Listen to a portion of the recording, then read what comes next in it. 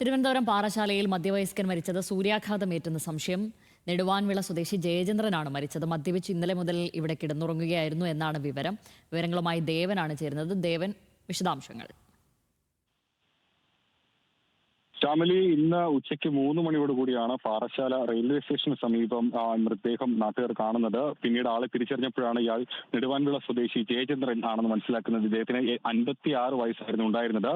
ഇദ്ദേഹം അവിടുത്തെ പാറശാലയിൽ തന്നെയുള്ള ഒരു പെയിന്റിംഗ് തൊഴിലാളി കൂടിയാണ്. മദ്യപിച്ച് ഇന്നലെ മുതൽ ഇവിടെ ഈ സമീപപ്രദേശത്ത് കിടന്നുറങ്ങുകയായിരുന്നു എന്നാണ് നാട്ടുകാർ നൽകുന്ന വിവരം. അതുകൊണ്ട് തന്നെ ഈ മരണകാരണം ഇപ്പോൾ സൂര്യാതേപം ഏറ്റിട്ടാണോ ഈ മരണകാരണം അല്ലെങ്കിൽ മരണം സംഭവിച്ചിരിക്കുന്നുള്ള സംശയമാണ് ഇപ്പോൾ ഉള്ളത്. നിലവിലേതായാലും ഇദ്ദേഹത്തിന്റെ മൃതദേഹം പാറശാല താലൂക്ക് ആശുപത്രിയിലേക്ക് മാറ്റിയിട്ടുണ്ട്. പോസ്റ്റ്മോർട്ടം നടപടികൾ പൂർത്തിയാക്കിയ ശേഷമായിരിക്കും യഥാർത്ഥ മരണകാരണം എന്താണെന്ന് വ്യക്തമാവുക.